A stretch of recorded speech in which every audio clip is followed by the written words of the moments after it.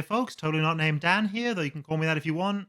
And today I'm joined by my buddy, the Sheep, once again. Say hello. Hi, thanks for having me here. It's always fun to go through deck lists and other things. Yeah, and that is indeed what we're doing today, though I'd appreciate it if you'd let me introduce that.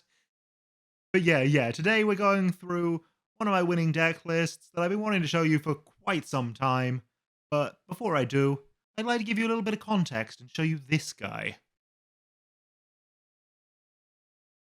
This guy is the Dark One. I'll put up an image of him on the side there so you can read the text properly. And I mean, basically, his whole thing is that he wants you to commit him so he can burn the opponent, and then he readies himself over and over and over as long as you play bad checks. And he's an example of a character archetype we've seen a bit more with My Hero. But the important part is there was one really easy way to commit him, which was a card named Mushroom Experimentation. And Mushroom Experimentation said, enhance, commit your character, both players discard 2 cards, then draw 2 cards. So it was some of the most powerful card draw in the game at the cost of committing your character. And here we had a character who wanted to be committed. Match made in heaven, right? Yeah, exactly. Sadly, no. They didn't share symbols, and it was really hard to cheat them in, even back in a format where you were technically allowed to do so. So the two never went together. It never became a viable deck. And I kept seeing them print more and more cards in formats like the weird mid-pandemic standard where these cards never actually saw physical play. Who wanted to be committed or had the ability to ready themselves in some way. The Dark One, I think, was still the big one, but there were at least 3 of them, and none of them shared symbols with Mushroom Experimentation. That all changed when they reprinted Mushroom Experimentation under a different name with a slightly different second effect, and named it Petty Squabble for the My Hero format. They gave that different symbols. I believe it does share at least one with the Dark One, but it also shared with some My Hero characters who did similar committing and uncommitting stuff. The big one that I spent ages getting the cards together for, and then finally managed to play shortly before the deck got banned, was this one. This is Kamui Woods. His whole thing is, after an attack is blocked, ready this character playable while committed. So either your opponent takes all your attacks, or you get to keep using that, and on defense, either they stop you from blocking every single attack, or you get to keep using that to refill your hand. Because the thing is, it doesn't care if you actually discard 2 cards for Petty Squabble. That's not part of the cost of the enhance. That's part of the effect of the enhance. So you just do as much as you can and draw back up to 2, even if you didn't have 2. Even if you didn't have any. Yeah, I forgot that's how things worked in this game a lot of the time. Well, not many cards require you to discard as a pseudo cost as part of the effect, the way that Petty Squabble does. But yeah, it means this guy has infinite blocks. And he also has Enhanced Commit if you want to commit him with himself. The rest of the turn, your attacks get +1 damage and rival attacks get -1 damage. That's cool. It means you can just reduce the damage your opponent's dealing so that they can't deal your 20, or it means that you can buff all your stuff, but generally you're going to be using him for the Petty Squabble instead. The problem with this deck, and the reason I couldn't talk to you about it at the time, was that they banned both Ready, Get, Set, Go here, and One with Nature that we talked about a little bit in the last video. So yeah, this deck became non-legal before I could talk to you about it. And so it just sat in my backlog as this deck image pre-made, ready to go whenever, and never actually went. In fact, since then, they even also banned Back Alley Haymaker over here, so it became even less legal. And while they haven't banned it in My Hero yet, as far as we know, Snack Time is also banned in Standard. There are a total of 4 different cards in this deck that are now banned from at least one format. Yeah, which is a lot of cards, especially when they're all 4 copied as well. Yeah. This is a very not legal deck. But I did manage to rework it for the latest version of the My Hero Academia Spotlight format, and like this first version, it won the very first time I played it. Here's what that looks like. This, we can see, it runs slightly more attacks, because it was also forced to be a 60-card deck rather than a 50, and while we can cheat 4 of those cards with this Any Means Necessary, which just says when you discard it, draw a card, so essentially it's a none card, and it's a free discard. So free when we're discarding on every attack anyway. We can't use the Ready, Get, Set, Go to cheat another 4 anymore. So this deck is essentially 14 cards bigger than it was, so we do have to run 2 additional attacks. So you'll still notice we're running 16 rather than the common 20 in 60 card.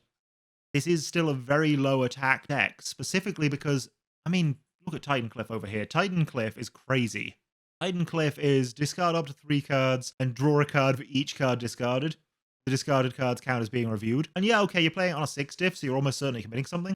Then you can build anything with a 6 check as well, so it makes up for its own cost. And that's, you'll see, all of these attacks do, actually. Hardened Jab builds 1. Missouri Smash says the next one you play builds right away. Lurker's Strike says that if you've reviewed a foundation this turn, and makes your rival discard if you've reviewed an attack. Does crazy things for actions or assets as well, but we don't run any of them because there's no point. Yeah, Lurker is such a good card. And it even has Lurker's Breaker 1. And I believe this guy counts as a Lurker. So it's unclear because I don't believe he actually joined the Lurkers until his second iteration of a character card. So you're going to have to check the list of trait errata to make sure if that's the case, because at this time character traits were not printed. But regardless, all fantastic attacks. That one's just slightly better if it also has Breaker. And yeah, Titancliff with its massive amount of reviewing definitely makes up for the fact that we have more cards in the deck now. And sure, it can't build that many things, there aren't that many 6 checks, but we still get 2 really nice ones. One of them is Ultra Regeneration, which is a 4 diff, so it's not reasonable to actually play it. And the other one is number 10 Pro Hero, which is just stats, it's a blank card. But it's a 0 diff, so we can just throw it down really easily, it helps us build more foundations. And it's a +1 high block, which is really useful. We want really low block modifiers in this guy who wants to block everything all the time. Yeah, so you've got one that's recovery on its face and one that's a really good block. Yeah, I mean, the recovery and card draw and Ultra Regeneration is just insane, to be honest. The only thing that makes up for it is that 4 difficulty, and when we can cheat it into play with Titancliff, that doesn't even matter. And Titancliff isn't the only way to cheat it either. We also have New Training Method here. New Training Method is response after you build this card, build 1 foundation from your hand committed. It's actually in the deck because it commits and flips to pick up any foundation we check, which means it helps guarantee our Petty Squabble comes into play. But it's there as well to build in that Ultra Regeneration. It gives us an excuse for the Ultra Regeneration, a second way to build it. Yeah, it builds committed, but it builds committed without us having to play it at all, let alone deal with that 4 diff. And this card, both its abilities are playable while committed. Now, in most decks, you will only ever use that response, the flip after you take 5 or more damage, draw 2 cards, gain 2 health. But in this deck, the enhance is also quite nice. It's enhance, remove. If you have no ready foundations, add 1 card from your discard pile to your hand. Note that's after you've removed this, so sometimes you actually don't want to commit Ultra Regeneration, just so that you can remove it as your last ready foundation to get that effect slightly quicker. Yeah, I remember you doing it to me, which meant you won that game because I completely forgot about its enhance. Yeah, and it picks up any card you need. So it either picks up the block you need, or it picks up the Petty Squabble, so you can again guarantee getting the Petty Squabble you need to make the game plan work. So yeah, okay, it's a 4 of in a 60 card deck. You won't always see it in hand, but if you see it in discard pile, or if you check it, you can pick it up with either of these first 2 cards. That's kind of wild. And then we've also got Someone with Style, where you can blow up a committed foundation to ready it. So you can actually get use out of the card you build with New Training Method by readying it with Someone with Style. So there's that as well. So one of the tricks we have here is Missouri Smash or Lurker's Strike. Say that you build your next foundation, use New Training Method to build there, build in the Someone with Style, then on your next attack, commit the New Training Method to play it, then destroy the New Training Method of Someone with Style. You've now got another ready foundation. Yeah, there's so many nice little combos in this deck, which Yeah. I wish we got to see it more. But it won. It just did really well for itself. Yeah, I don't tend to replay the stuff that I won with at locals, especially if I had to dismantle them to make my other winning decks. But yeah, those are the little things you can do there. It's also just nice to build down tight-lipped to flip foundations and get more damage. It's not a big thing, but it's a nice little one. And of course, to build down more snack times, because snack time's basically just one with nature. It's crazy. Yeah. So yeah, a whole load of really good stuff. And you'll see we also have It Can't Be Fixed here.